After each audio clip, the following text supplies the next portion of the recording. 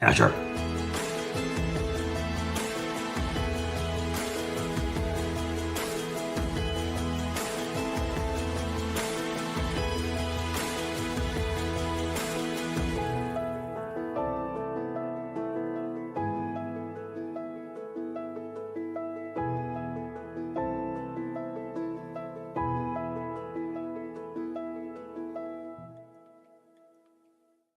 Welcome to the library studio here of the Yahowah blog. We're delighted to be able to give a recap of the last word picture.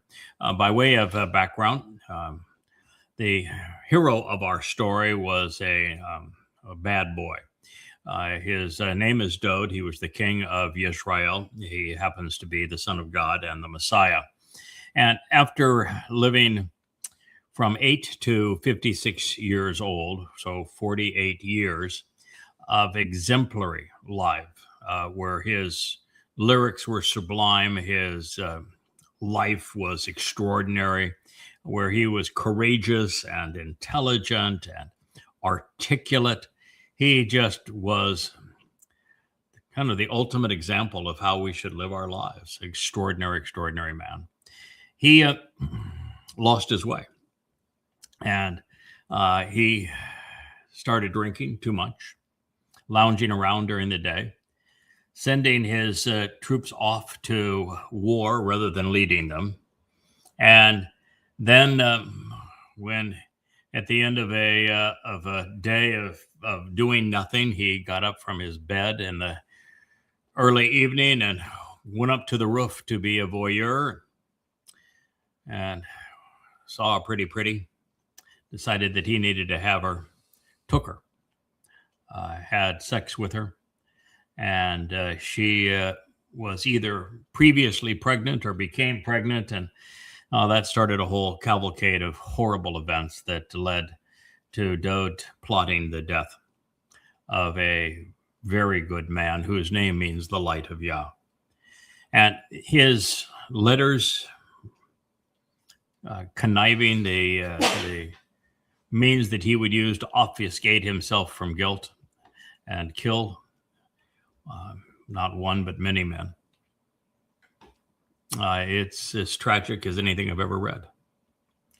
And I'm grateful that I came to know and love Dowd based upon his lyrics and his life, 48 glorious years that he lived prior to this, before dealing with it. And I'm grateful that we reviewed this solution, God's intervention, sending the mother, who is elsewhere called the Amah, the most productive mother, but who in this Mizmor is called the greatest of all women, and the Asherah, the woman who offers a tremendous blessing and benefit. And she and her husband were able to resolve this such that Dowd resolved his relationship with God and could go on to fulfill his second of 3 lives, where he fulfilled Pesach, Matsah, and Bikuwrym. So it is quite a story and was a lot at stake. Now, as we went through the final word picture, this ultimate Mashal or proverb, one of the things that we did is we considered other passages that served as a way of introducing this. And I'm going to go through them in the order that they were actually brought to us through the Towrah and prophets before we get to the Mashal itself. And the first one begins as follows. It says, "So Yahweh Almighty caused the fall of man." I'm going to share this with you because it's important for you to know that David became this man. He became lethargic. He lost his way.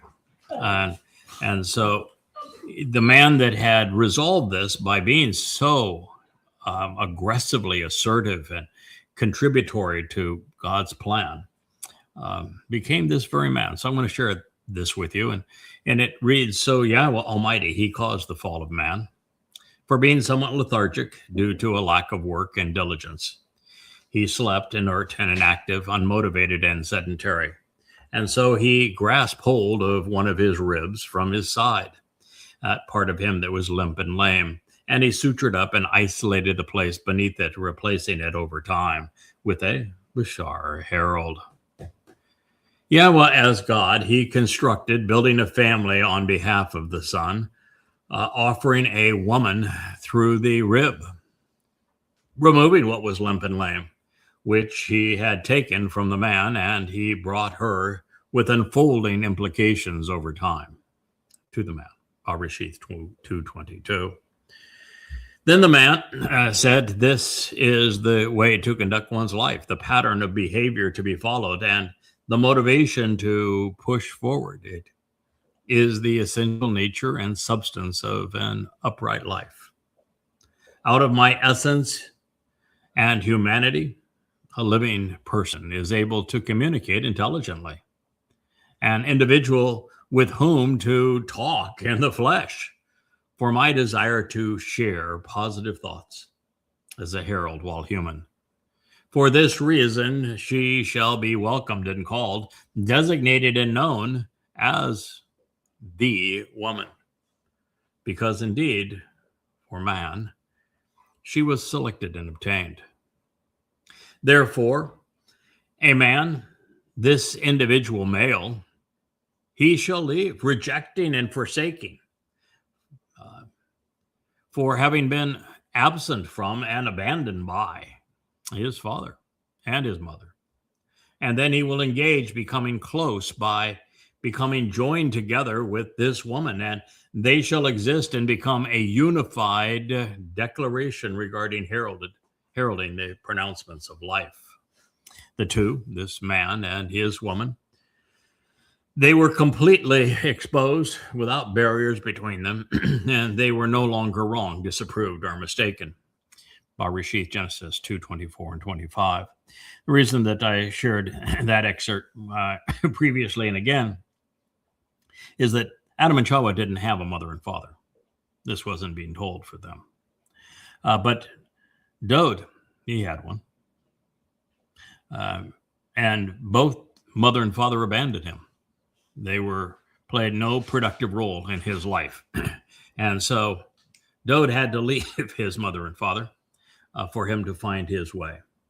And they had, therefore, I look at these statements as all prophetic of this event in Dowd's life that became the very fulcrum upon which life and death would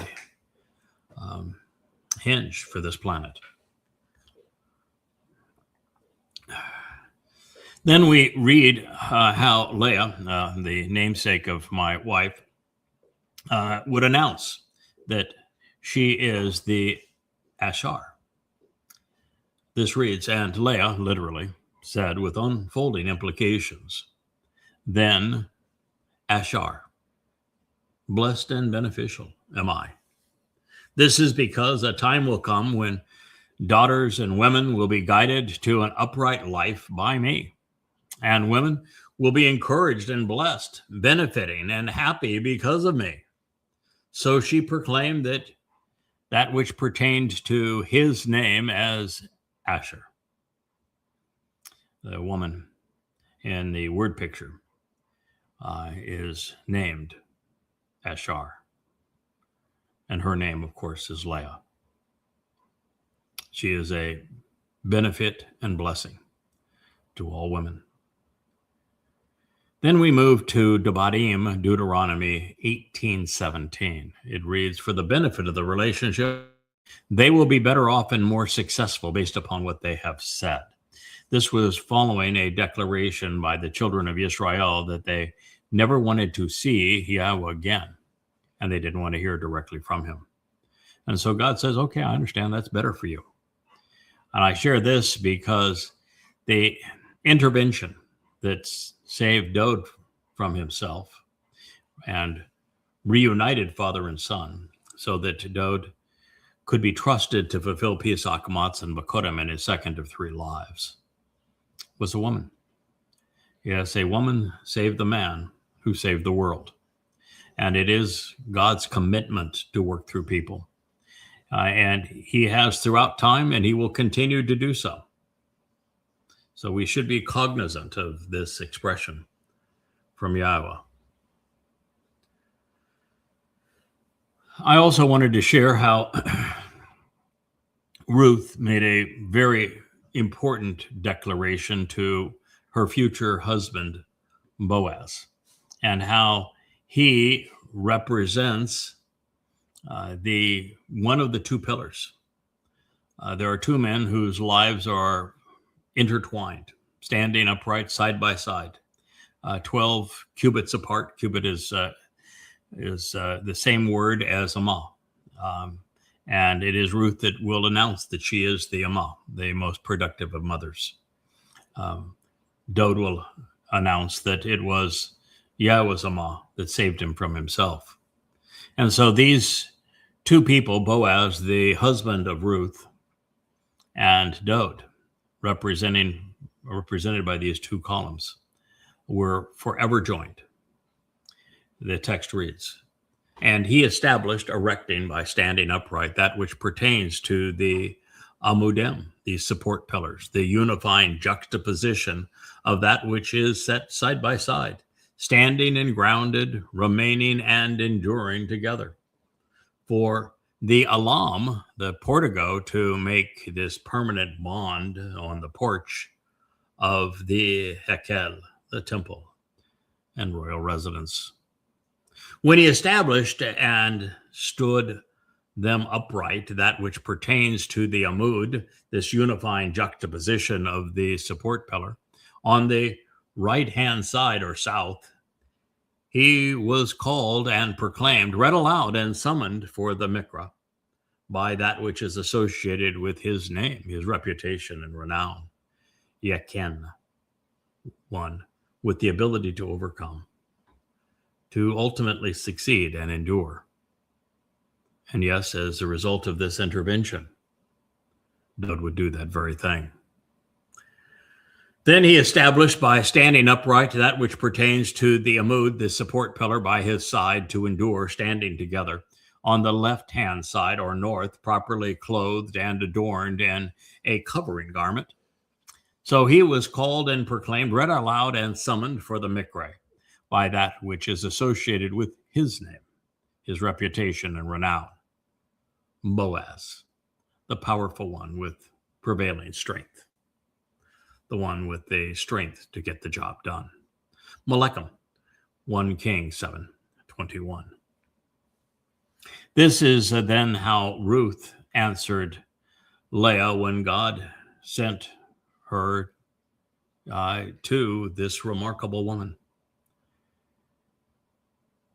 He, who would be Boaz, her future husband, asked, with ongoing implications, who are you? Same question that Leah would ask of me, same question that she asked of her son, Dowd. Who are you?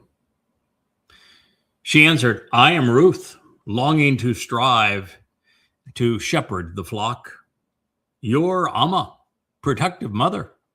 So spread out and stretch out the hem of your garment as wings over your Amah, maternal co-worker, who is branded and marked to deliver the Ga'al, the kinsman redeemer, saving you. And she did, as Leah, as the Amah, this maternal co-worker of Yahowah, on behalf of her adopted son. And at her side was her husband, Boaz, the one with the strength to prevail. This then is in Dowd's voice. It is at a time after our intervention when he wants to thank Yahowah for what he did for him during this final word picture. Speaking to God, his son, now reclaiming his status, says, you wanted to turn back to me, having chosen to appear before me face to face. Your desire is to be merciful and kind to me because you have decided to favor me, to be generous to me. You want to give me what I've emphatically requested your power, your strength, and fortification on behalf of your Ebed co-worker. You and I want to liberate the son, saving through the son by delivering your Amah, Yahweh's Amah, motherly co-worker. That is how the son who saved us was saved. We have God's word on it. You have decided to act engaging with me such that you working with me serves to provide for me a genuinely good, resolutely moral, and overtly positive sign, a miraculous symbol of femininity whose attitude and aptitude are especially productive and beneficial. Then those who have shunned and abhorred me, those who dislike and slight me, may choose to see and understand and be ashamed and even humiliated for that decision, because you, Yahweh, supported me, helping and assisting me, and you consoled me, relenting regarding me, reconsidering your disposition toward me. These last two statements were from the 86th Mizmor, the 16th and 17th statements. Moving now to the 116th. Oh, Yahweh, indeed it's true. I am your co-worker. I am your servant, the son of your Amah, productive mother and co-worker. You have responded to open and release that which pertains to my bonds, freeing me from my punishment through disciplined instruction. Pretty amazing how explicit God is in revealing what the world has missed heretofore. Now, just affirming something that I had long perceived as true. The choder that Dowd introduces in the 14th Mashal isn't actually coming from the stem of Yeshe. He's here to replace Yeshe. A choder stem will be extended out of the stump which has been cut down so that it is capable of supporting new growth of Yeshe to stand out and be noticed, drawing attention to the substance of existence as a netzer, an observant branch, by means of its roots and that which keeps it anchored, steadfast, and nourished, such that he will continually bear an abundance of fruit, being productive as a bull, while encouraging productivity in others.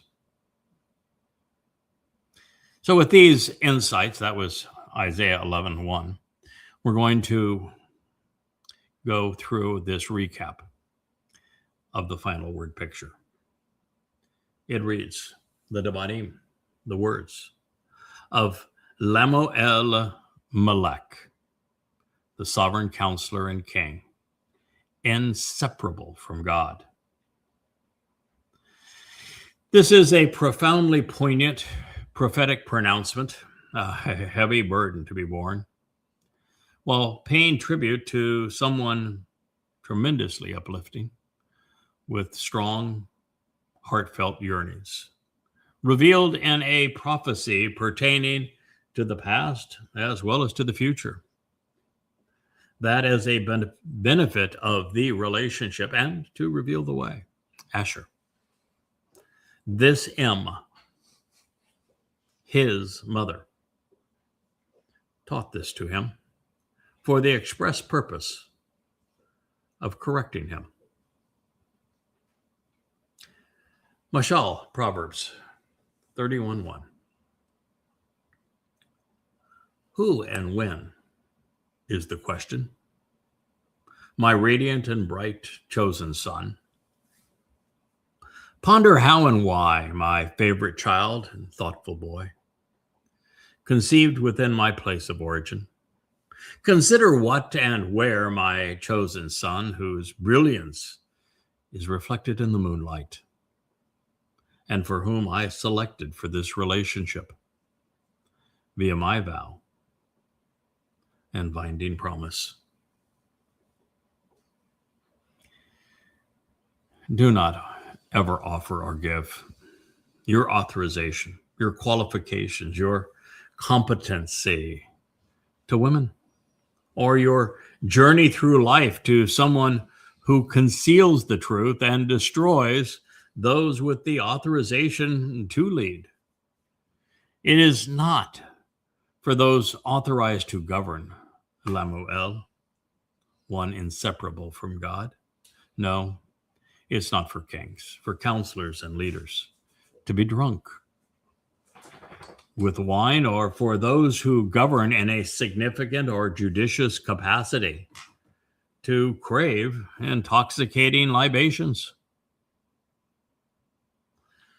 Otherwise, perhaps he would continually get drunk and forget, even overlook and ignore that which has been written as inscribed prescriptions and change, creating a different variation each year of the means to determine and distinguish between right and wrong, exercising good judgment regarding all of the children of the afflicted and suffering, the harassed, and even the persecuted.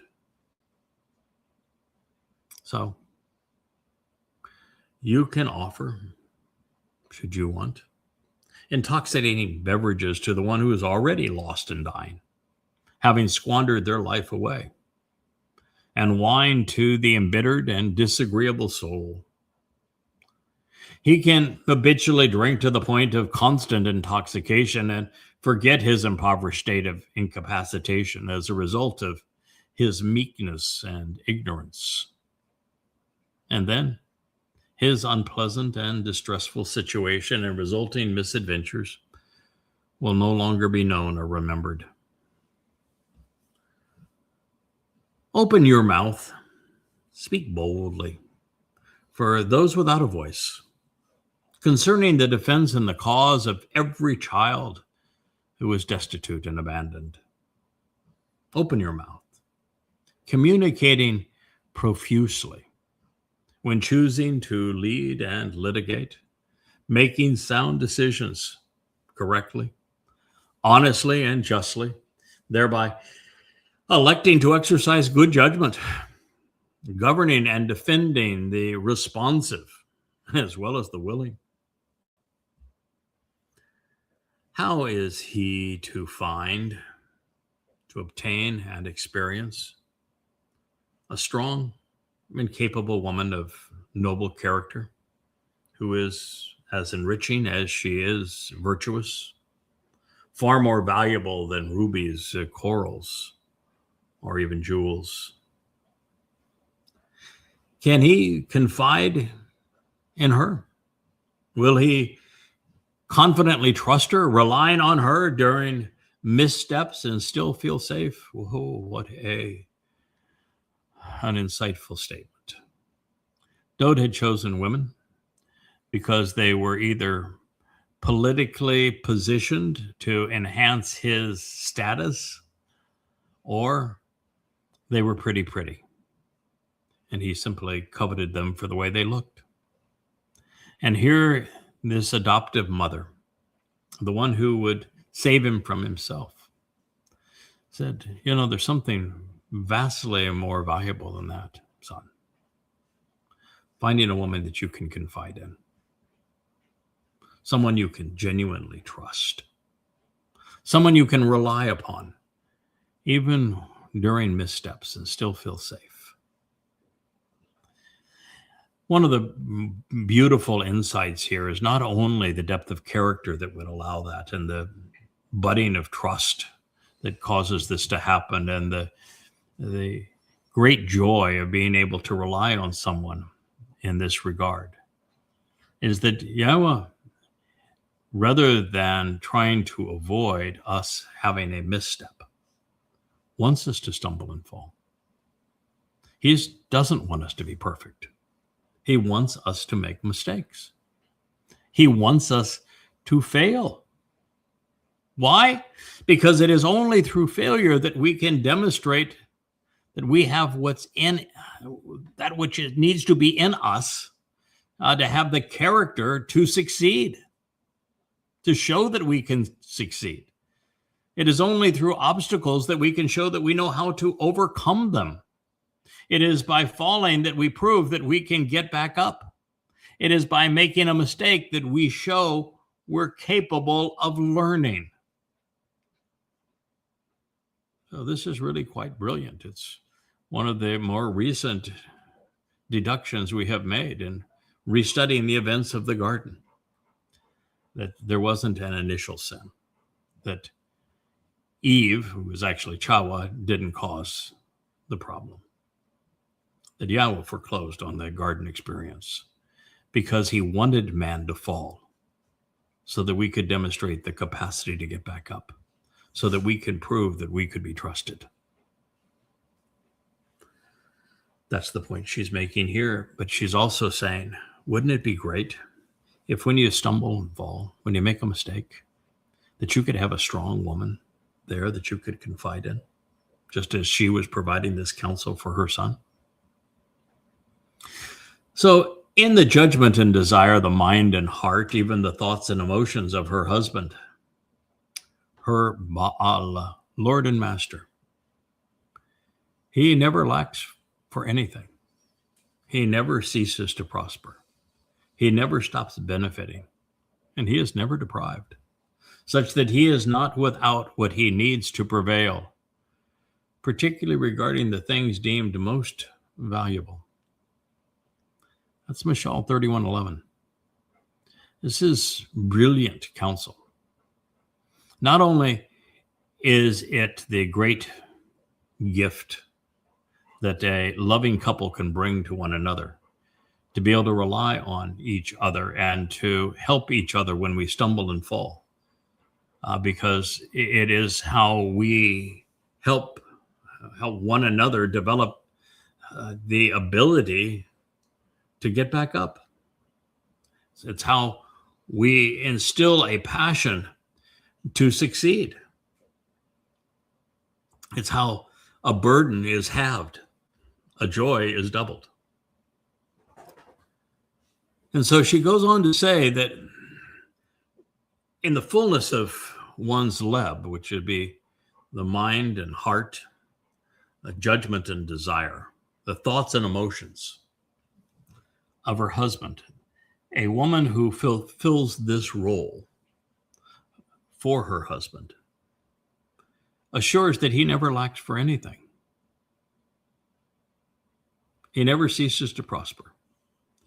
If you are buttressed by a brilliant and reliable, trustworthy woman who has your best interests at heart, you will prosper.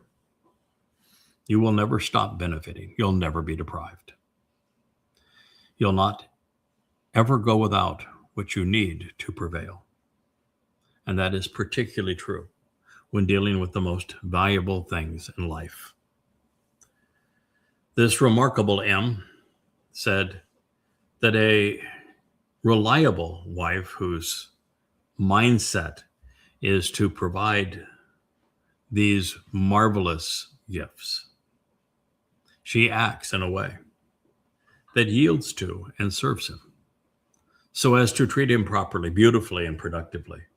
And he is never, she is, I should say, never harmful, troubling, disagreeable, or hindersome all the days of her life.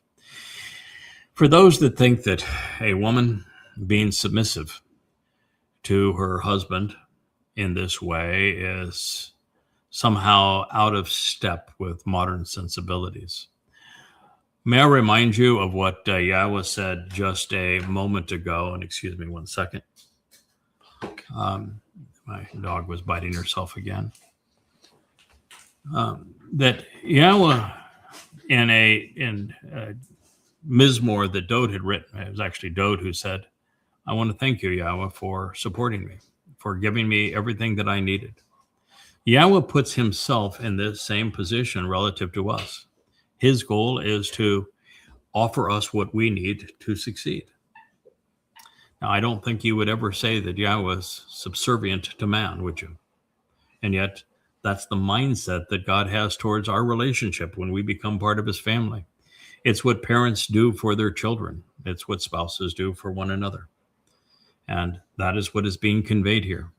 That sometimes the best way to accomplish something worthwhile is to offer to support somebody who is engaged in doing something worthwhile. And that is what this M is recommending for her son. Don't choose somebody who is conniving, that's trying to milk you for all you have to give. Instead, rather than someone who's trying to take from you, why don't you turn to someone who's trying to contribute to you? Then you never have to worry about that person being disagreeable or hindersome, ever. You never have to worry about what they're doing behind your back, because they have your back. She cares and is concerned regarding seeking to learn about wool and flax. She continually engages and performs with her pleasing and delightful hands. Well, the first reference, as I shared earlier, wool is what Dowd would have worn when he was crucified on Passover as the lamb. And flax is what he will wear as linen when he returns and fulfills the role of the high priest on Yom Kippurim, anointing the mercy seat of the Ark of the Covenant. She is saying, therefore, it's important that you learn who you are. You, sir, are the Passover lamb. You are the king who will anoint the mercy seat when he returns on Yom Kippurim. And then she says, it's not just about outward appearances. It's also about how a woman makes you feel. And she can not only adorn you for success, so that you dress for success, she can touch you in ways that cause you to know that you are genuinely loved. She went on to say, she exists like a fleet of ships, a merchant who travels about throughout distant places. She harvests, then arrives bringing her loaves of bread, but also her battles. My wife and I came here on, it was at the time, was the largest boat and privately owned boat here in the Virgin Islands. And we have brought so much to the world as merchants. My wife is a fashion designer, myself as a merchant trader. And we have traveled in different places. The more we have traveled, between the two of us, over 200 countries, the more we have learned, the greater perspective we have on Israel, on ourselves, on you, on our king, the better advice we can give. And we are absolutely involved in the harvest, shabuw'ah and taruw'ah, recognizing that the 2 loaves of bread are symbolic of shabuw'ah, and that to serve in this capacity, one must fight many battles, as Dowd would do. She consistently rises and gets up while it is yet night. And she provides offering that which is freshly picked and nourishing for her family. And as a share properly throughout and appointed for her girls, her female attendants and young ladies, 3115. She's giving the whole rundown here. Dowd, like myself, this mother's husband, was an early riser. He loved to get up before the sun, as do I. Leah, my wife, this mother, is a night owl. While we're sleeping, they're working. And what it's basically saying is, we're going to be synergistic. Much of the day we will be together, but I will do my best work when it's just me and I have this time to focus on what needs to be done for us. And then you get up early in the morning and we'll meet thereafter and we'll talk about what I contributed for you during the night. That not interested in so much in being served as they are being productive. A productive mother wants to freshly pick nourishing food for her family. She's not hedonistic. She's not self-indulgent. She's not trying to live off the fat of the land. She wants to make a contribution. She wants to make certain that her children are properly nourished. And in this case, my beloved wife, and this becomes obvious that this woman, this mother of Dowd, is my wife. She is also desirous of screening and helping and apportioning and properly preparing all of the other female attendants and young ladies that will be involved in Dowd's life. She says, I'll take care of that for you. You've done a really poor job of picking companions. Says, so I'll screen them for you. I'll curate them for you. I'll prepare them for you such that you will lack for nothing. Everything you could ever want.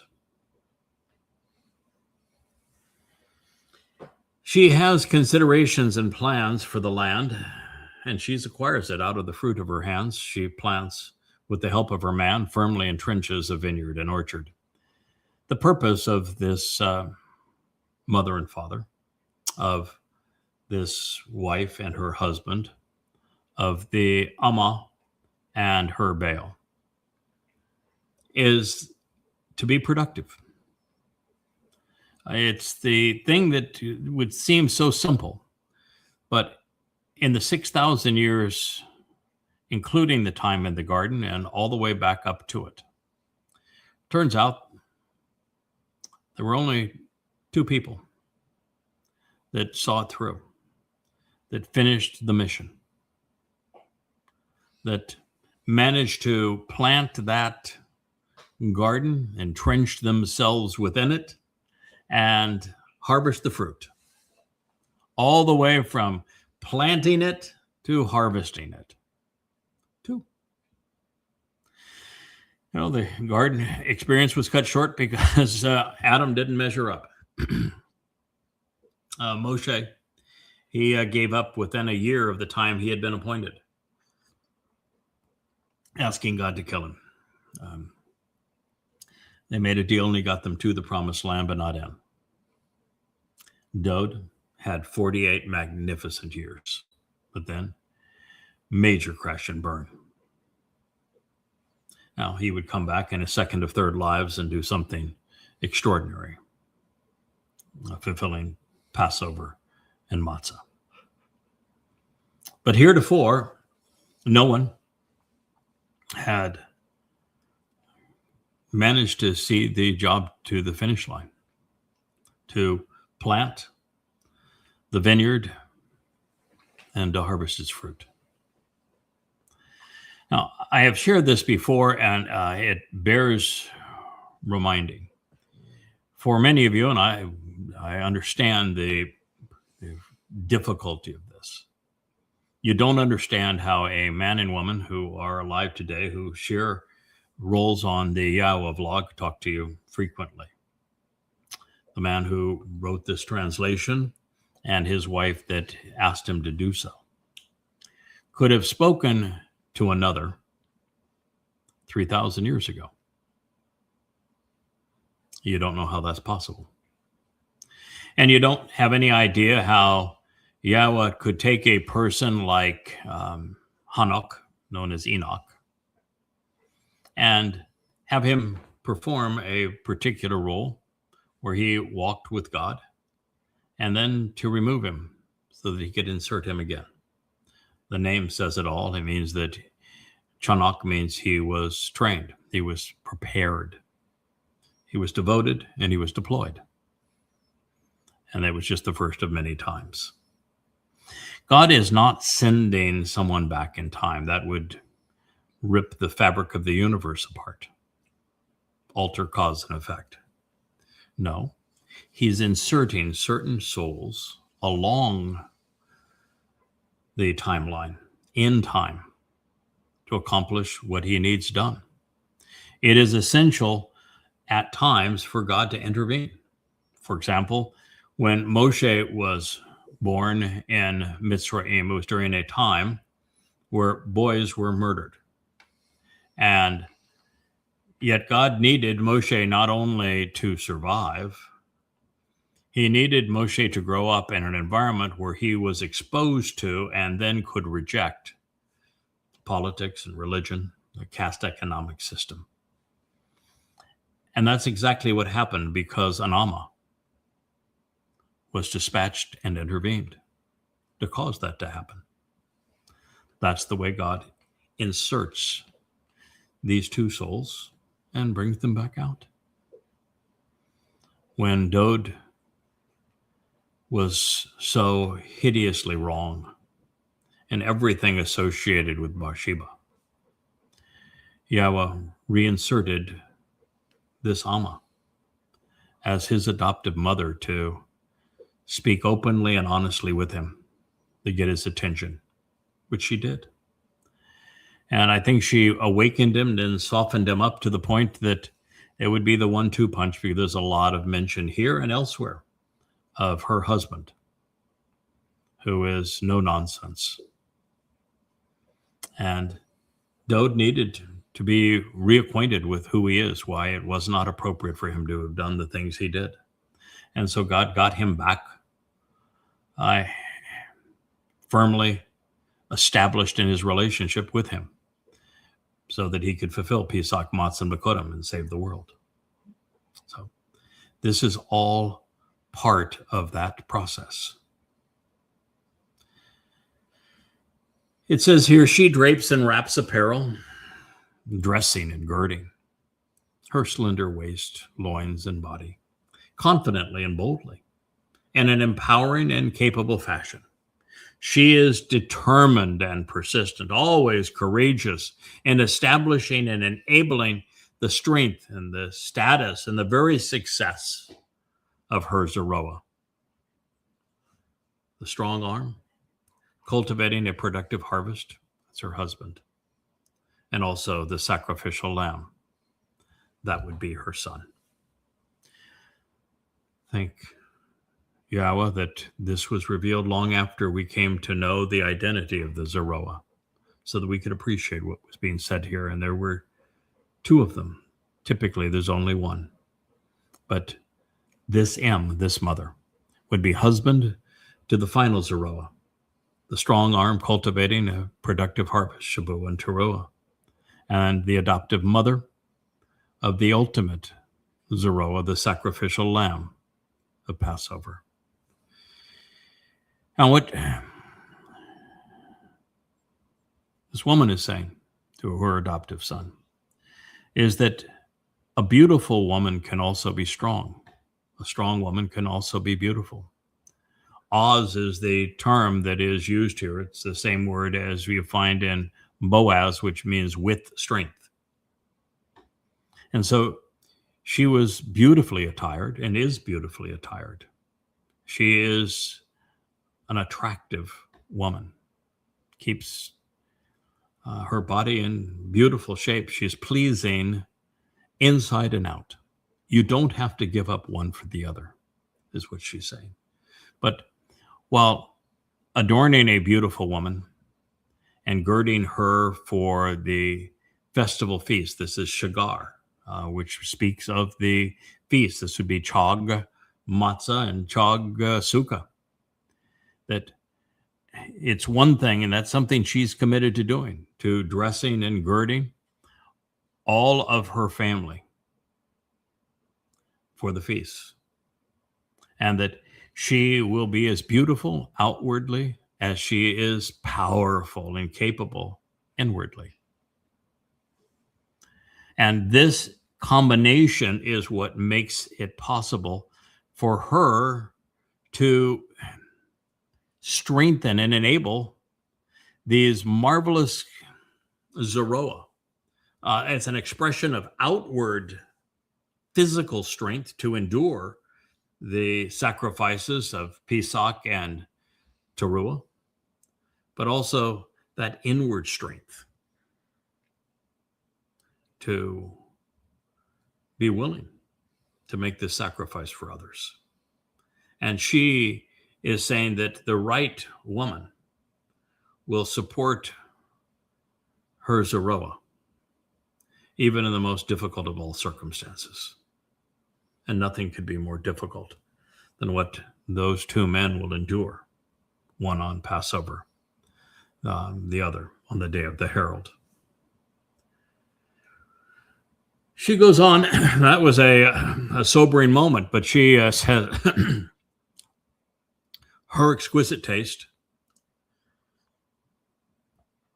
her discretion and experience, her good judgment, affirm that indeed what she produces is resolutely good. It's pleasing, it's beautiful, has a lovely appearance, and performs well. It's of excellent quality and is enjoyable and desirable while also feeling comfortable and looking attractive. Her lamp, her illumination and flame is never quenched or extinguished during the dark hours of the night. You need, particularly kings, need a woman at their side who has exquisite taste, but who also knows something about discretion, who can exercise good judgment. Someone who is pleasing, beautiful, who performs well, is an excellent contributor.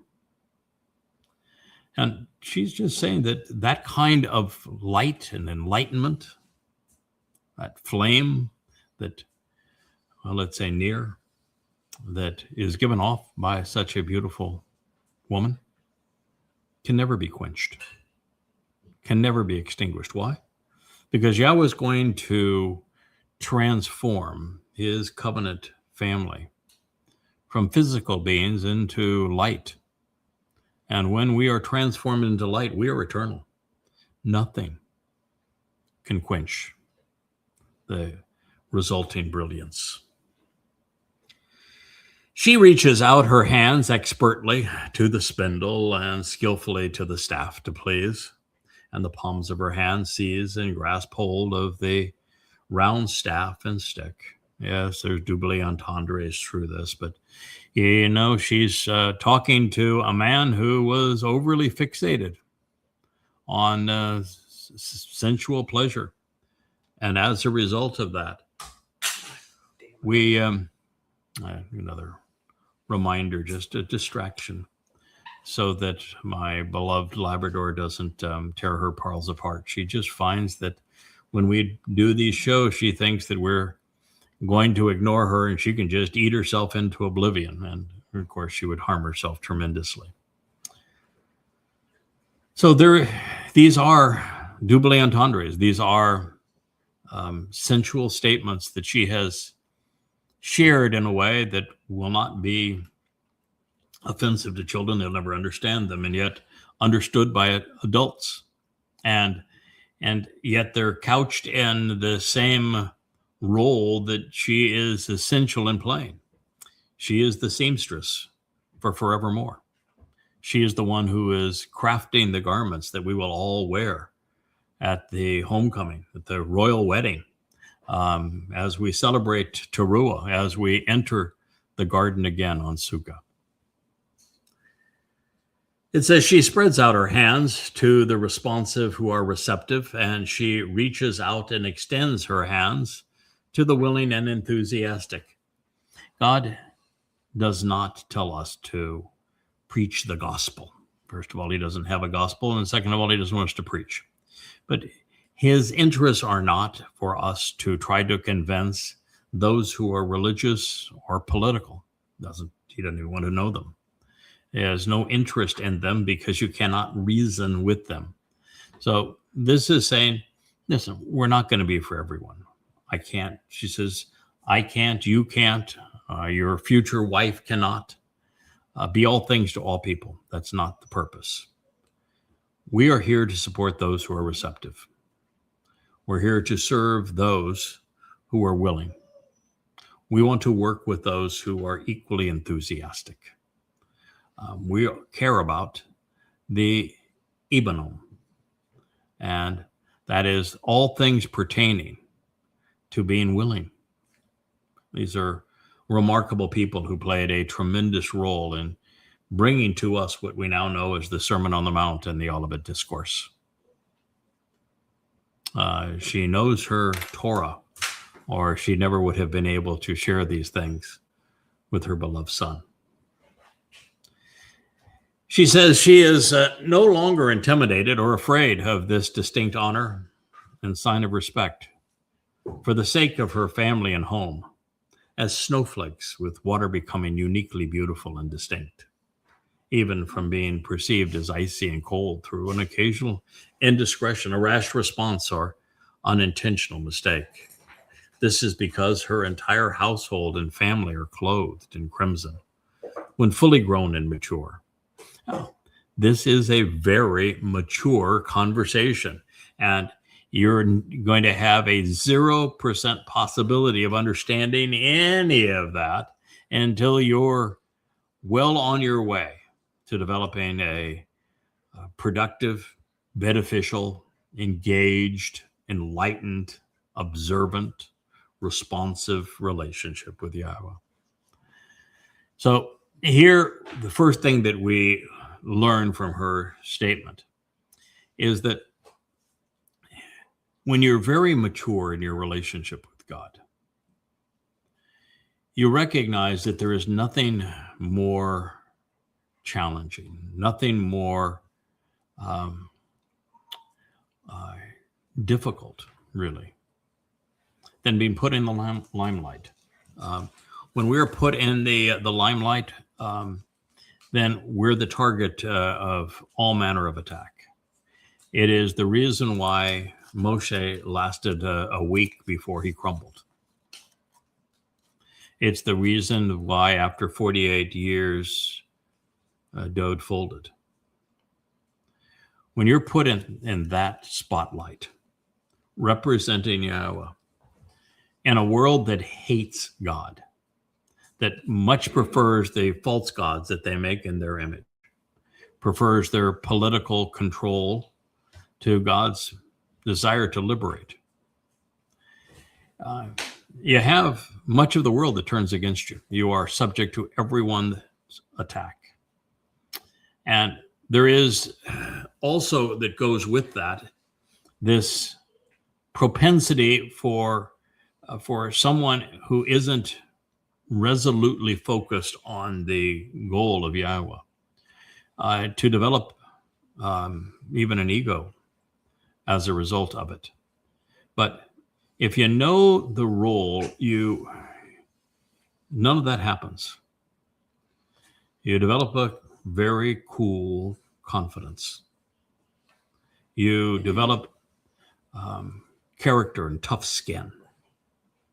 And in this case, this is something that the woman that I first met online 18 years ago, when she wrote me the first letter, "Who are you and why are you doing this?" And then 8 years ago, when she was filled with all manner of anxieties for having been treated poorly by so many, both men and women, she would have been overwhelmed by this distinction, for God calling her the most important of all women, for God saying that you are a blessing and a benefit to all women, for saying that you are the most productive of mothers. That would have been intimidating. That would have been so off-putting that she would have run away screaming. Yep. There she is in the background saying, yep, she would have. But just barely,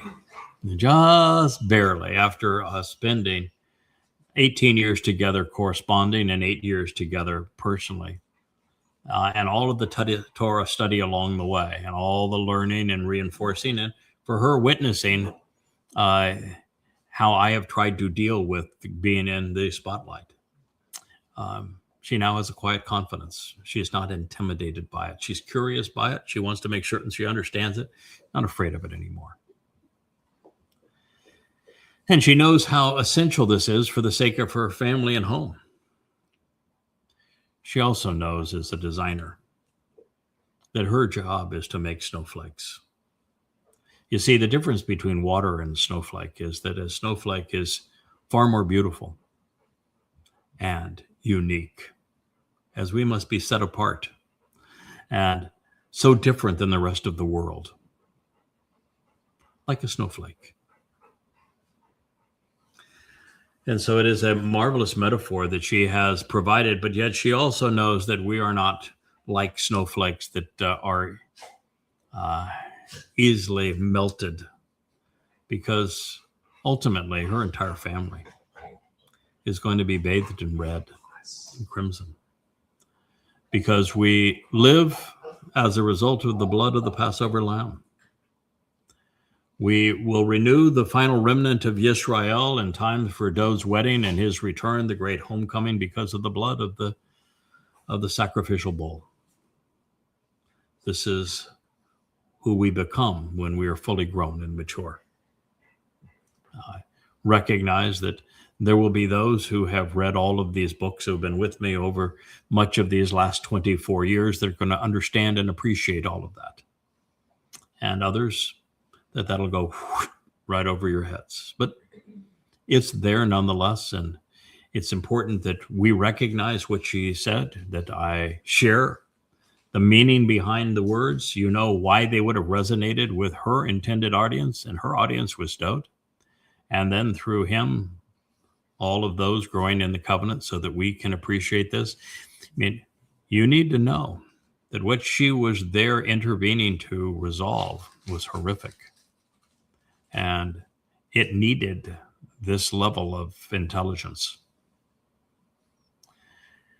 Going on to tell us that her role is to dress us for success, that she is indeed the woman making the garment of luminosity that I spoke of some 18 years ago that brought us together.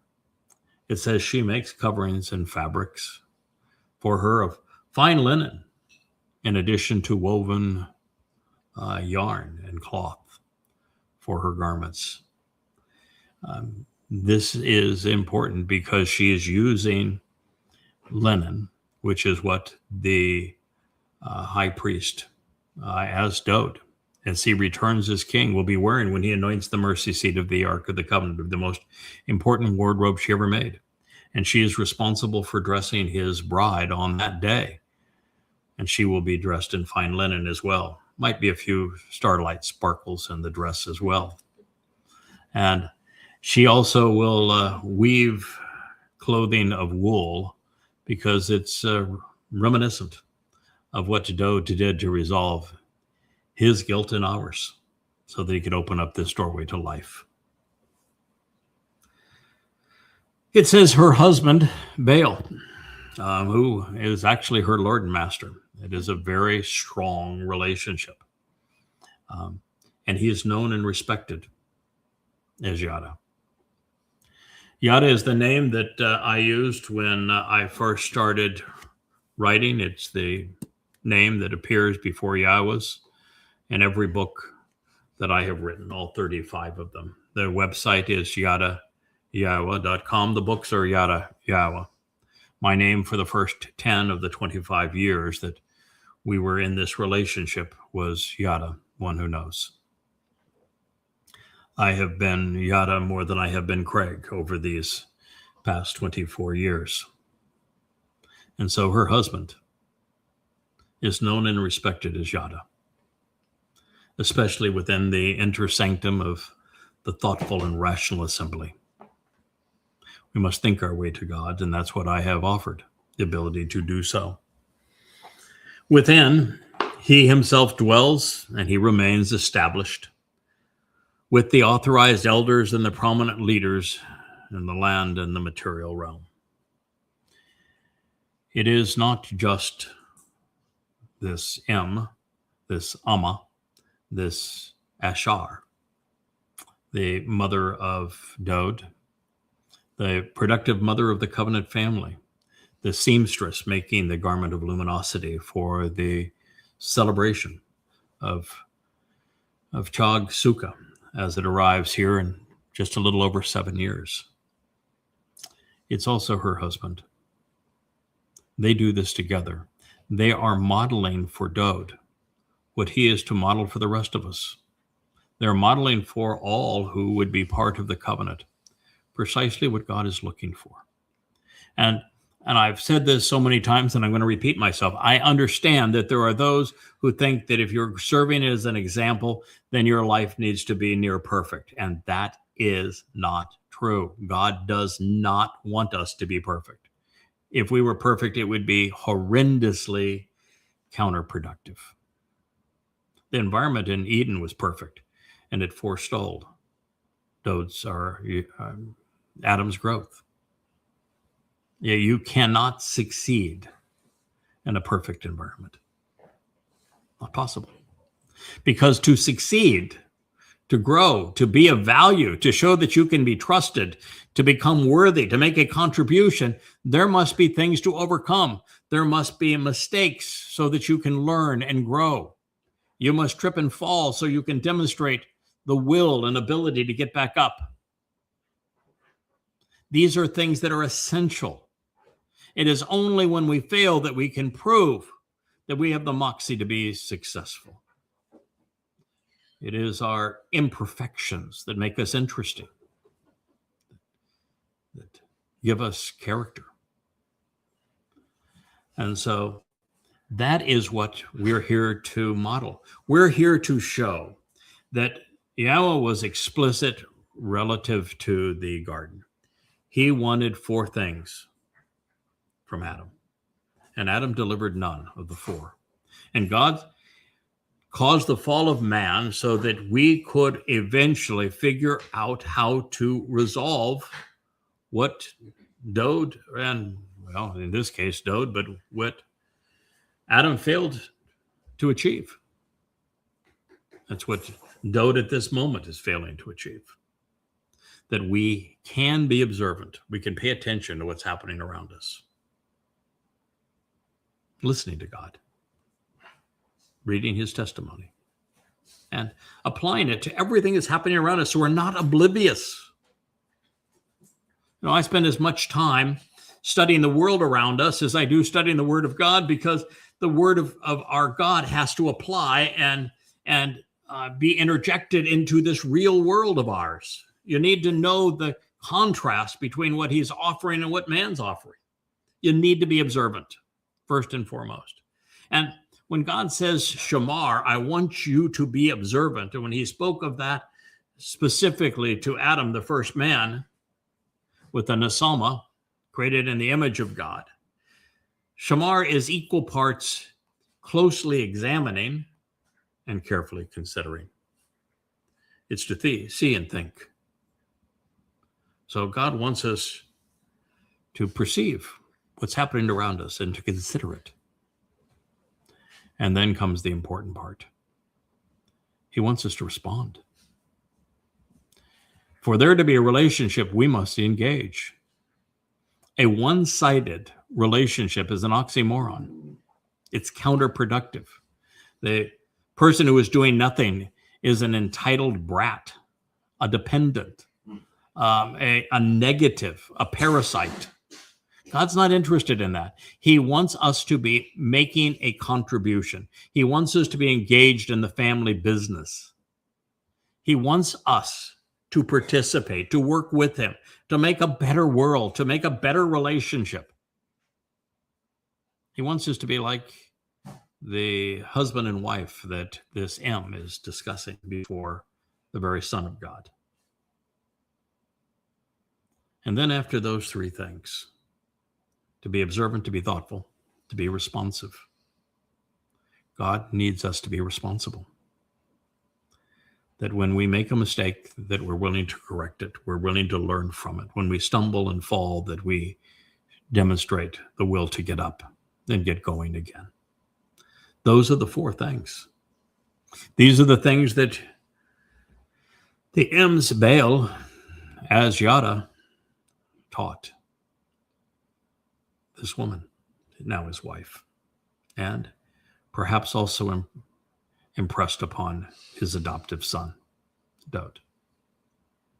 Dowd, the man who did not know his mother and was rejected by his father, was appointed a mother and father that modeled the very behaviors that God was looking for from his son. This goes on to say in the 24th statement of the 31st and final Mashal, linen garments which envelop, wrap, and cover. She is made. She values, and she is offering as a quid pro quo, surrendering and transferring possession of these highly treasured garments. The celebratory slashes in preparation for the Chag feast, the Chagor, she offers as a gift to the Canaanite, this merchant salesman of hers, her husband. Yes, God wants his family leaders, his exemplars. He wants them dressed in linen. They will be wearing layaware.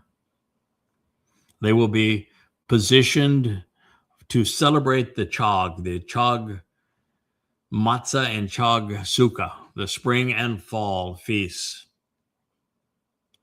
dressed for success, dressed in the very garment of luminosity that I spoke of 20 years ago. They're her gift. And they are offered by way of the merchant salesman of her husband that he now can dole out to every covenant member, and he's not going to give them away free. Nope. He's not going to charge money for them, but he'll elicit a price because he knows that if we don't invest in something, if we don't contribute to it, we don't value it. So I can assure you this, that she is offering them through her Canaanite merchant salesman of a husband for these Chag feasts because he knows that they can't be given away, that they must be earned to be appreciated. And so you say, what is he going to charge for them? I just told you it's not money. He won't have any use for that.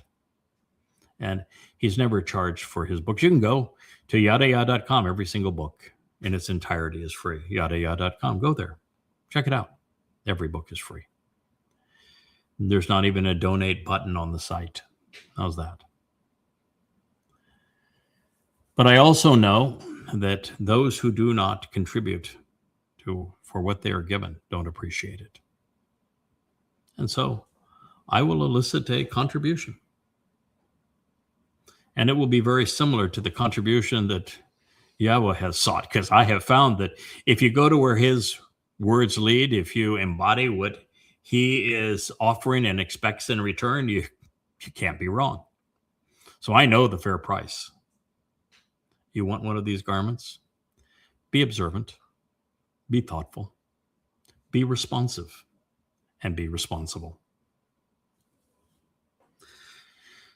Oz, of course, by Beoz, strength and fortitude, dignity, and a most beautiful appearance, a noble status and character. They adorn her. She will be the most beautiful of all of the women.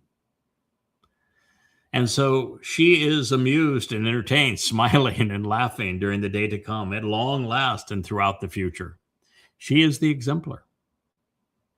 She's the most beautiful woman inside and out, the most noble of character, the most beautiful of appearance, the most dignified. It amuses her, entertains her. She's going to smile and laugh because she knows that there is a benefit for all when she models these things.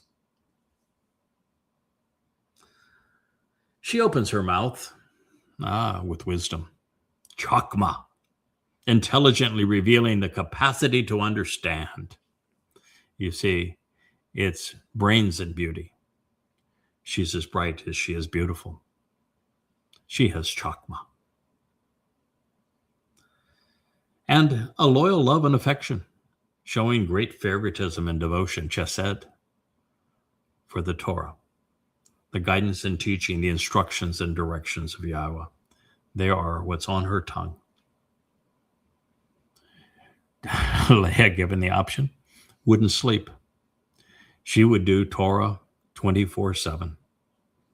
She devours it. She loves it. She lives in its pages. And she recognizes something that we've all come to embrace. The prophets are Torah. The Mizmor are Torah. Every inspired word of our God, as he is communicated through men and women of his choice, contain his Torah teaching and guidance. So now as she seeks, how am I to fulfill this role to the utmost of our collective collaboration? She turns to the Torah for guidance and teaching. Just as I want to know how to do this job, I turn to my pal Yahowah. He's written the textbook on the subject. And now we hear that this is the most complete of all women. She's wise, she's beautiful, and she's loving. Wise, beautiful, and loving. And as a result, or perhaps as the cause, perhaps both, the Torah is always on her tongue, sweet as honey. She keeps watch, always on the lookout, in hopeful expectation for improved results in the ways, the walk, and the affairs of her family and home. She does not consume or feed upon the bread of conflict of those who lack discipline or who are immoral, the idle or the lazy, without the initiative to make a contribution. Boy, isn't this true. Leah's always on the lookout. She's hopeful that she will continue to encounter those who exceed expectations, who are willing to engage, who bring aptitude and attitude to the family, who are self-motivated and know that when we make a contribution on behalf of Yahowah, his son, and the Torah, the covenant family, that is appreciated by our God, and that these contributions never go unrewarded. And so she is completely devoted to the affairs of her family. That's the covenant family.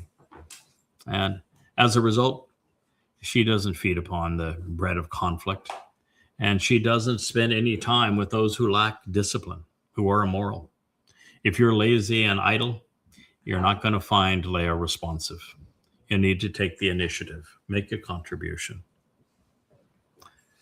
Her children will rise up, they will take a stand, and as a result of all of this, they're going to call her Asherah, going to call her a beneficial blessing for having revealed the way to capitalize on this relationship.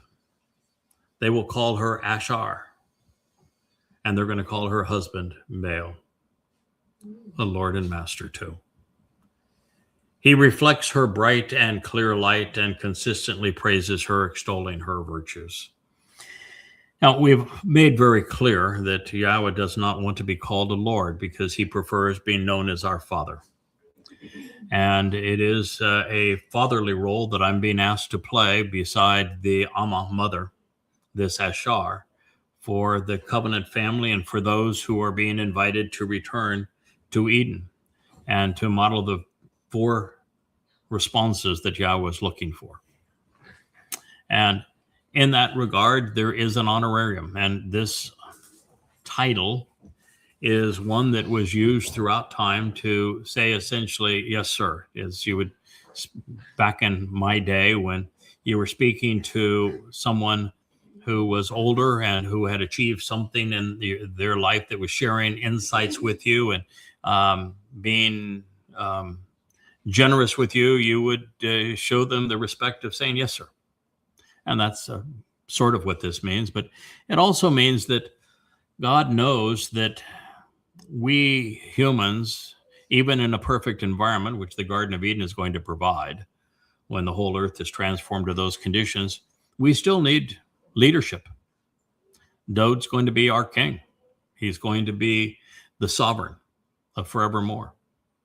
But even Dowd needs leadership.